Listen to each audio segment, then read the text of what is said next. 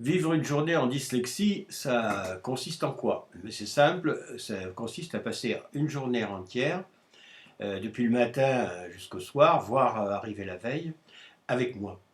Et alors moi qui suis dyslexique et qui n'ai découvert sa dyslexie qu'à près de 40 ans, vous voyez, et donc qui jusque-là, j'ai cru que j'étais vraiment un idiot, un cancre, enfin idiot quoi. Et donc, dans cette journée, avec moi, je vais vous faire vivre comme si vous étiez un dyslexique. Vous allez rencontrer ces difficultés. Alors, le mieux, hein, c'est de devenir papa et maman, hein, les parents d'enfants dyslexiques, et vous allez vivre toute cette journée parce que je considère qu'on ne peut pas parler du feu sans l'avoir touché, vous voyez. Et là, ça serait bien d'ailleurs que les enseignants viennent parfois.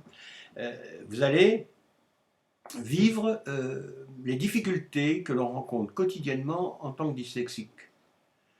Ne serait-ce que pour écrire une lettre, ne serait-ce que pour réfléchir à un problème, etc. Et même physiquement. J'ai des tas d'exercices comme ça se passe dans la bonne humeur, ça se passe dans le respect de votre personne, bien sûr, et puis je suis là pour vous aider. C'est-à-dire que je vous transmets tout ce que j'ai vécu. Vous savez, on est dyslexique toute sa vie, hein, donc je le suis encore, donc c'est pas pas de la théorie, c'est pas comme ouvrir un livre. Là, vous êtes en face de moi, vous vivrez avec moi, on déjeunera ensemble, etc. Et vous vivrez ce que votre enfant, garçon ou fille, vit régulièrement, tout le temps.